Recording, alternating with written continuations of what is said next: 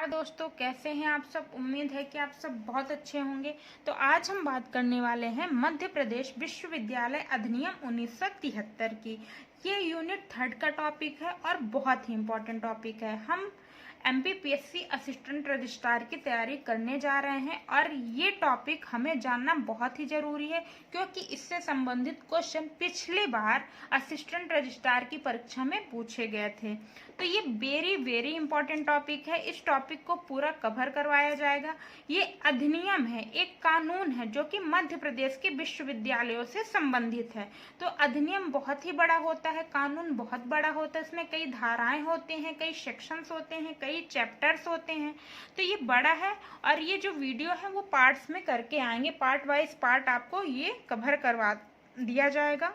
और क्या है, जितने भी इम्पॉर्टेंट फैक्ट हैं इसमें सारे आपको पढ़ाए जाएंगे। इम्पॉर्टेंट चीज़ें बताई जाएंगी, अननेसेसरी चीज़ें जो इम्पॉर्टेंट नहीं है उसको यहाँ पे नहीं बताया जाएगा। तो चलिए शुरू करते हैं। मध्य प्रदेश विश्वविद्यालय अधिनियम 1973। सबसे पहले जानते हैं कि ये है क्या। मध्य प्रदेश मतलब स्टेट, जो मध्य प्रदेश राज्य है उसमें यह अधिनियम लाया गया है। उस राज्य में, मध्य प्रदेश के राज्य में विश्वविद्यालयों से संबंधित यह अधिनियम है। विश्वविद्यालय से संबंधित कैसा है, पहले 1973 के पहले जो मध्य प्रदेश में यूनिवर्सिटी थी, कई यूनिवर्सिटी थी, जैसे सागर यूनिवर्सिटी थी, अवधेश प्रताप यूनिवर्सिटी थी। इससे पहले भी तो यूनिवर्सिटी संचालित होती थी मध्य प्रदेश में। तो उनके अलग अलग अधिनियम थे। हर यूनिवर्सिटी के अपने अलग अलग अधिनियम थे। उन्हीं अधिनियम के अनुसार वो संचालित किए जाते थे।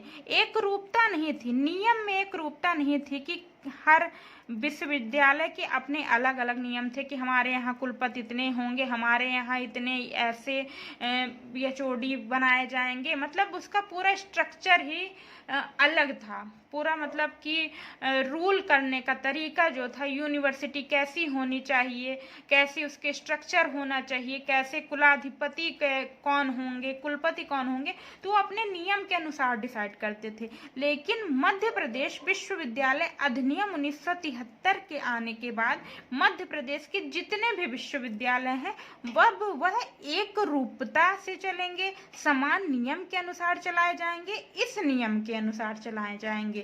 1973 मध्य प्रदेश विश्वविद्यालय अधिनियम 1973 के अनुसार चलाए जाएंगे। इसमें कई धाराएं हैं, कई चैप्टर्स हैं, कई अध्याय हैं। उसके अनुसार उसमें नियम बताए गए हैं कि कितने कुलपति कैसे होने चाहिए, कुलाधिपति कौन होगा, है ना, संकाय अध्यक्ष कौन होगा, या HOD कौन होगा, सारी जानकारी इसमें बताई गई है। उसी के अनुसार यहाँ पे निर्धारित किया जाएगा। हर यूनिवर्सिटी में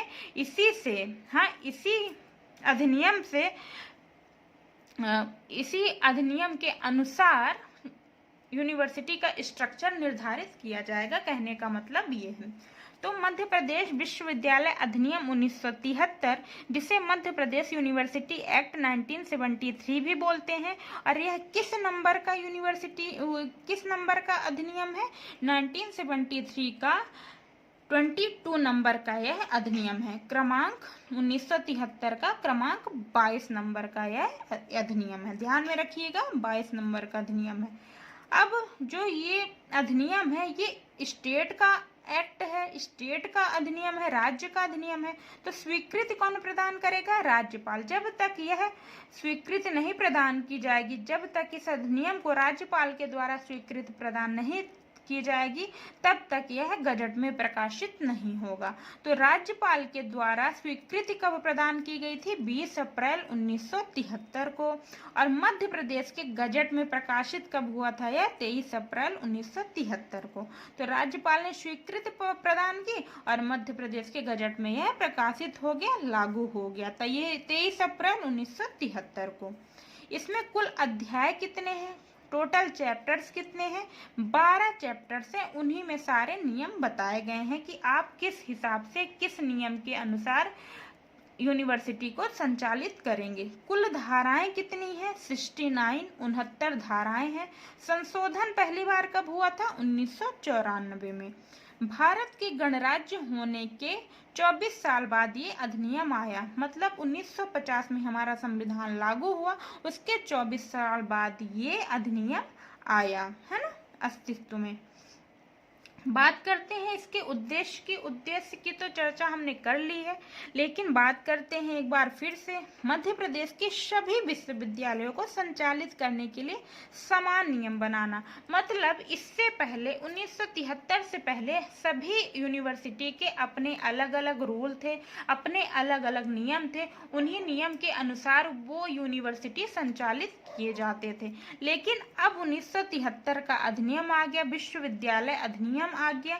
अब इसके अनुसार जो यूनिवर्सिटी होंगी, जो विश्वविद्यालय होंगी, वो संचालित की जाएंगी। यही उद्देश्य है, एक रूपता लाना, नियम में एक रूपता लाना, संचालन में एक रूपता लाना।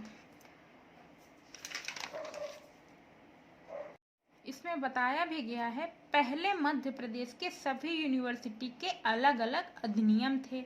मतलब जितनी भी यूनिवर्सिटी मध्य प्रदेश में थी उनके अलग अलग अधिनियम थे, अलग अलग एक्ट थे। कोई एक प्रोविजन नहीं था, कोई एक नियम नहीं था, कोई एक कानून नहीं था जिसके माध्यम से उन्हें संचालित किया जाए। सभी यूनिवर्सिटी अपने अधिनियम के अनुसार संचालित होती थी। जैसे सागर यूनिवर्सिटी है तो सागर एक्ट आ गया, है ना, उज्जैन यूनिवर्सिटी है तो उज्जैन यूनिवर्सिटी एक्ट आ गया, उसी के अनुसार ये चलाए जाते थे। तो अब क्या हुआ, 1973 के आने के बाद ये जो सारे अधिनियम है उसे निरस्त कर दिया गया, इन्हें निरसित कर दिया गया। केवल एक अधिनियम लाया गया, उसी अधिनियम के अनुसार सारे यूनिवर्सिटी का निर्धारण होता है, उनके कार्यक्रम का निर्धारण होता है, उनके संचालन का निर्धारण होता है। प्रथम अनुसूची में शामिल सभी अनुसूचियों को निरस्त कर दिया गया। जितने भी एक्ट थे, जितने भी प्रथम अनुसूची में जितने भी अधिनियम थे, उन्हें निरसित कर दिया गया, हटा दिया गया।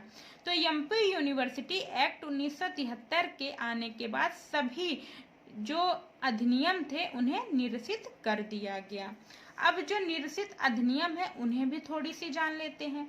निरसित अधिनियम वैसे जरूरी नहीं है, लेकिन आपको जानकारी होनी चाहिए कि इससे पहले कितने अधिनियम थे जो यूनिवर्सिटी को संचालित करने के लिए योगदान प्रदान करते थे। जैसे यूनिवर्सिटी ऑफ सागर एक्ट था, जिसके तहत सागर यूनिवर्सिटी संचालित की जाती थी। यूनिवर्सिटी ऑफ सागर एक्ट 1946 में आया था। इसके बाद मध्य भारत विक्रम विश्वविद्यालय विधान 1955 का एक्ट आया। ये जो मध्य भारत में विक्रम विश्वविद्यालय विक्रम यूनिवर्सिटी थी, 1955 में इससे संबंधित एक्ट आया और उसी के अनुसार यह चलाई जाती थी, उसी नियम के अनुसार इसका संचालन किया जाता था। जबलपुर यूनिवर्सिटी एक्ट आया 1956 में। भोपाल विश्वविद्यालय अधिनियम भी आया 1970 में। इसके अनुसार, इस अधिनियम के अनुसार भोपाल विश्वविद्यालय को चलाया जाता था। 3 अधिनियम जो थे एक ही समय पर आए, इसे ध्यान दीजिएगा। रविशंकर यूनिवर्सिटी एक्ट 1963 में आया, इंदौर यूनिवर्सिटी एक्ट 1963 में आया और जिवाजी यूनिवर्सिटी एक्ट 1963 में आया। ये 3 एक्ट एक साथ हैं और तीनों यूनिवर्सिटी का जो संचालन है इन्हीं एक्ट के माध्यम से किया जाता था। अवधेश प्रताप विश्वविद्यालय अधिनियम भी आया, जो कि अवधेश प्रताप विश्वविद्यालय रीवा को संचालित करने में योगदान प्रदान करता था, जो कि 1968 में आया। तो इतनी बात आप ध्यान में रखिएगा। ये कुछ अधिनियम है। अब इन अधिनियम को हटा दिया गया है, क्योंकि अब कौन सा अधिनियम आ गया है, मध्य प्रदेश विश्वविद्यालय अधिनियम 1973। इसी अधिनियम के अनुसार अब जितनी भी यूनिवर्सिटी है मध्य प्रदेश में उसी के अनुरूप चलाई जाएंगी, उसी अधिनियम के अनुसार चलाई जाएंगी।